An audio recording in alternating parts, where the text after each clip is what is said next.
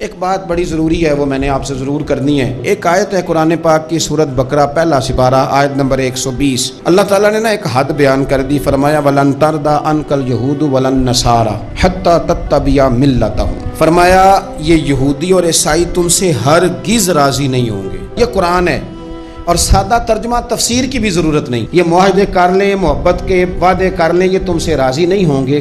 کب راضی ہوں گے؟ حتیٰ تتبع ملتہم، یہاں تک کہ تم ان کے دین کی پیروی کرنے لگ جاؤ۔ میرا جب پہلی دفعہ پاسپورٹ بنا تو میں نے سارا پڑھا، کتابیں پڑھنے کا شوق تھا شروع سے۔ اس کے ہر صفحے پہ لکھا ہے کہ سوائے اسرائیل کے، یعنی آپ پوری دنیا میں یہ سبز ہلالی پاسپورٹ لے کے جا سکتے ہیں، خبردار اسرائیل آپ یہ پاسپورٹ لے کے نہیں جا سکتے۔ یعنی اتنی نفرت کسی ملک سے کہ اس پر لکھ کے چھاپ دیا ہر صفحے پر کہ یہ پاسپورٹ سوائے اسرائیل کے ہر ملک کے لیے کارآمد ہے۔ میرا سوال ہے عرب کے ان لیڈروں سے جنہوں نے اسرائیل کے ساتھ معاہدہ کیا، مجھے بتاؤ تمہیں فلسطین کی بیٹیاں بھول گئی نا ساری کی ساری؟ تمہیں وہ ماں بھول گئی نا جو مسجد اقصیٰ کے دروازے پہ کھڑی ہو کے چیخیں مارتی تھی اور کہتی تھی کوئی علی کو خبر کرو کہ میری بچیاں قید میں ہیں؟ وہ بھول گئی؟ تمہیں وہ بہن بھول گئی نا جس پر شراب کی بوتل انڈیڑتے تھے اسرائیل کے فوجی؟ وہ آپ کو ابھی بھی ویڈیو مل جائے گی۔ وہ انڈیلتے تھے شراب کی بوتل، اسے پکڑتے تھے، دست درازی کرتے تھے، اور وہ بیٹی کہتی تھی یا رحمت للعالم۔ بھول گیا تمہیں وہ سارا کچھ؟ تم نے 1 منٹ لگایا اور تم معاہدہ کس سے کروا رہے ہو؟ امریکہ کے صدر سے؟ اتنا ظلم کیا تم نے، اتنا قاتل کے ساتھ معاہدہ؟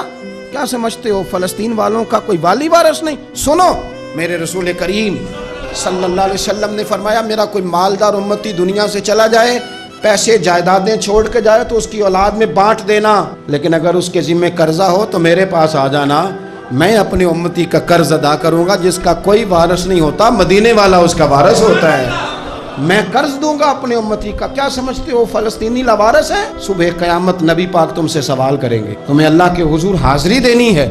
کیوں نہیں صلح کرتا اسرائیل فلسطین کے ساتھ؟ لبنان کے ساتھ دوستی کیوں نہیں کرتا؟ شام سارا کٹ گیا اسرائیل کی وجہ سے، آج تمہیں خیال آیا ان کے ساتھ معاہدہ کرنے کا؟ ہمیں سبق پڑھاتے ہو خدا سے ڈرو۔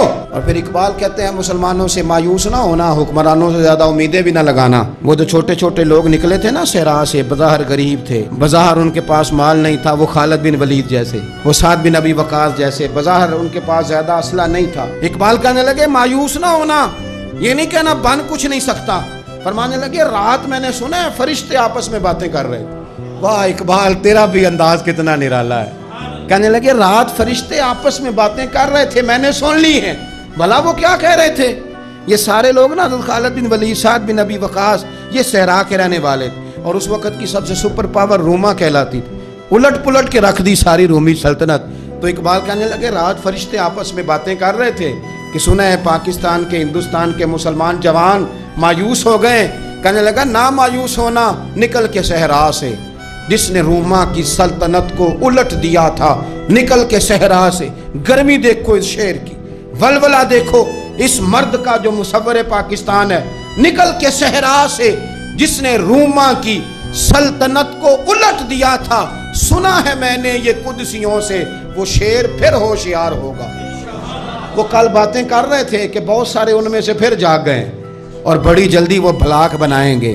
سنا ہے میں نے یہ قدسیوں سے کہ وہ شعر پھر ہوشیار ہوگا، وہ آئے گا میدان میں، نکلے گا، اور انشاءاللہ یہی چراغ جلے گا تو روشنی ہوگی۔